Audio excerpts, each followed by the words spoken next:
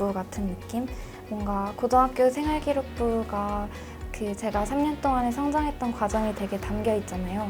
근데 뭔가 지금 그 사이트에 남아있는 제 기사들을 보면 첫 기사랑 마지막 부분으로 갈수록 뭔가 제가 봐도 조금 점점 나아지고 있다는 생각이 들어서 생활기록부라고 말해보고 싶습니다.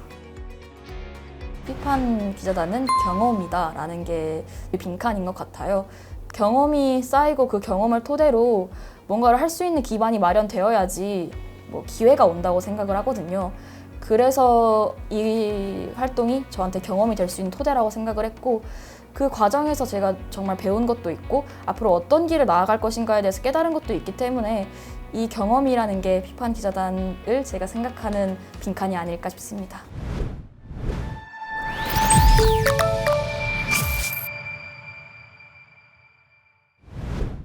비판기자단 5기로 활동했던 이효진이라고 합니다.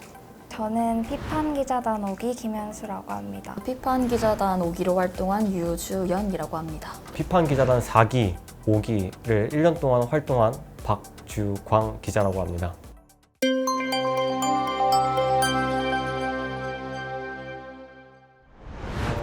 어떻게 보면은 기쁘면서도 한편으로 되게 아쉽다고 생각 들어서 시원섭섭하다라고 이렇게 표현할 수 있을 것 같은데요. 1년 전까지만 하더라도 제가 과연 기사를 쓸 수 있을까?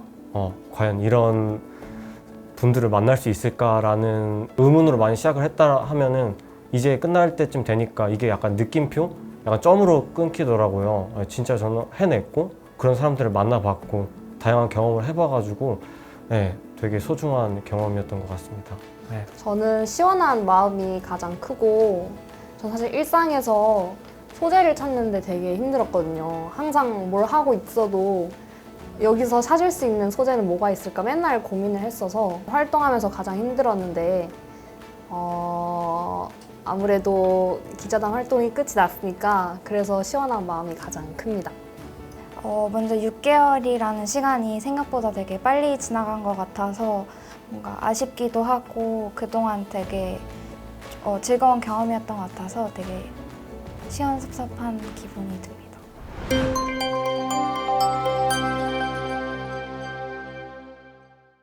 가장 기억에 남는 건 처음 이제 활동을 시작하고 사이트에 올라와 있는 대략 1, 2년 정도의 기사들은 대부분 봤어요.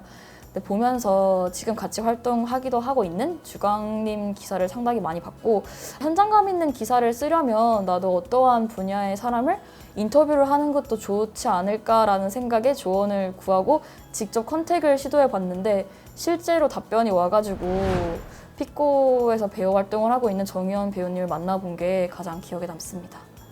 저는 제 기사가 처음에 올라왔을 때가 가장 기억이 남는데, 그때 첫 썼던 기사가 이제 옷소매 붉은 끝동을 주제로 해서 작성을 했었는데, 그 글을 작성을 하고 그 다음 날에 이제 그 사이트에 1위에 올랐었던 그 기억이 나서 그 사진을 찍었거든요. 근데 이제 그 첫 기사였어서 이제 아무래도 많이 갖춰지지 않고 좀 난잡했던 것 같아요. 이제 그런 부분들을 기자님이 많이 고쳐주셨고, 처음에 작성했던 기사랑 나중에 피드백을 받고 작성했던 기사를 제가 그때 비교를 해봤는데 되게 많이 달라졌었거든요. 아예 글을 처음부터 갈아엎은 느낌으로.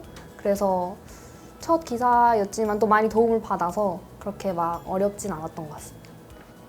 제 기사 올라간 인터넷 화면을 찍어가지고 부모님한테 보내드렸는데 제 이름이 적혀 있잖아요. 그래서 부모님이 되게 신기해하시고 저도 되게 뿌듯했던 기억이 있습니다.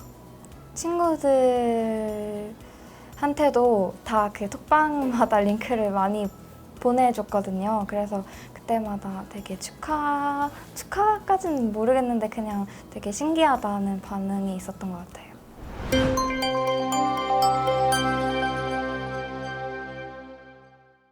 다른 대외 활동 같은 경우에는 뭔가 거기에 정직원이 아니면은 이런 기자라는 타이틀은 혼자 단독으로 붙여지지 않거든요.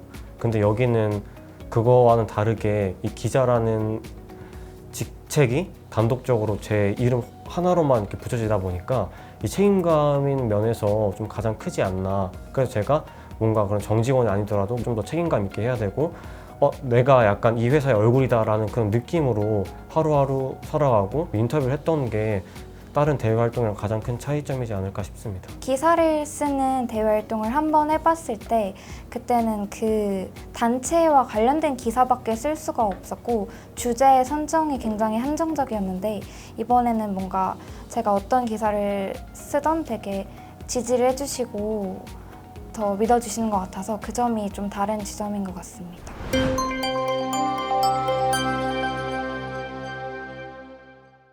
저는 진짜 거의 다 인터뷰 기사였기 때문에 제가 뭐 기사 작성법보다는 이제 인터뷰에 관한 걸 좀 말씀드릴 수 있을 것 같은데 저는 진짜 뭔가 인터뷰하는 그런 대상에 대한 그 배려가 좀 가장 중요하지 않나 싶어요. 그 사람들이 어떻게 느끼는지가 가장 중요한 것 같거든요. 그래가지고 내가 왜 이 사람을 인터뷰를 해야 되고 그 질문지도 진짜 조사를 좀 철저히 좀 하고 그리고 이제 마지막 기사 릴리즈 될 때까지 그 사람이랑 좀 수시로 좀 주고받으면서 서로가 불편하지 않게 하는 게 가장 서로가 이제 윈윈하지 않는 그런 순간이지 않나 싶습니다. 저는 좀 이건 저의 개인적인 태도일 수도 있는데 닥쳐서 일을 좀 하는 편이에요. 그래서 사실 그게 어떻게 보면 효율적이라고 다가올 수도 있지만 한편으로는 좀 더 꼼꼼하게 뭔가를 살펴보는 거에 부족한 면이라고 저는 생각을 했었어요. 이번 활동을 하면서. 그렇다 보니까 그런 꼼꼼한 면들을 활동을 하면서 키워가고 기사를 쓸 때 하나의 소재를 정하고 그 소재에서 뻗어나가는 과정이 아무래도 제가 배우고 그리고 앞으로도 되게 나름의 꿀팁이라고 생각을 합니다. 저는 일단 좀 기억나는 좀 제가 담고 싶은 문장들을 밑에다가 먼저 다 적어 놓거든요.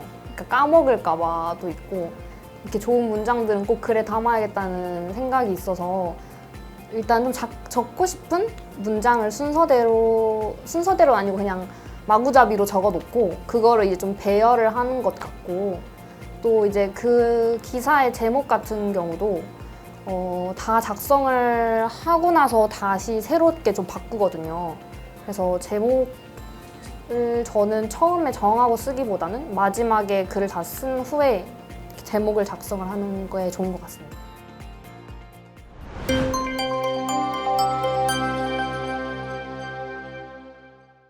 기자단 활동을 하기 전에는 글을 많이 써봐야겠다. 글을 써야지 는다고 생각을 했고 그래서 글을 쓸 수 있는 경험이랑 뭔 도전해 봐야겠다라는 생각을 했었어요. 근데 지금 6개월 정도의 시간이 흐르고 나서는 무작정 글을 쓰는 경험을 해야지가 아니라 어떤 글을 어떻게 쓸 것인가에 대해서가 중요하다라는 마음가짐을 가지게 되었고 정말 내가 쓰고 싶은 글이 뭐지? 그럼 내가 어떠한 분야에서 글을 쓰면서 나의 발자취를 남기고 싶지? 라는 고민을 좀 이제서야 좀 제대로 하고 있는 것 같아요. 그 부분이 제 마음가짐에서의 변화가 아닌가 싶습니다. 이거 하기 당시에는 진짜 뭔가 나는 뭘 할 수 있을까? 스스로에 대한 의구심이 되게 많았어요. 근데 이제 제가 조금씩 이 활동을 하면서 이게 되는구나. 이게 되네? 진짜 느낌표로 바뀌더라고요. 그래가지고 나중에 있었을 때 나중에 제가 어떤 활동을 할지 모르겠지만은 자신감이 많이 생겼다? 그게 좀 달라진 부분이지 않을까 싶습니다. 네. 뭔가 전에는 글을 지속적으로 쓸 기회가 없었다 보니까 글을 쓰는 거에 대해서 조금 두려움도 있고 어렵다는 생각을 막연하게 가지고 있었는데 이제는 6개월 동안 꾸준히 글을 쓰고 피드백을 받다 보니까 그런 거에 대한 조금 두려움이 사라져서 도전하게 되는 것 같습니다.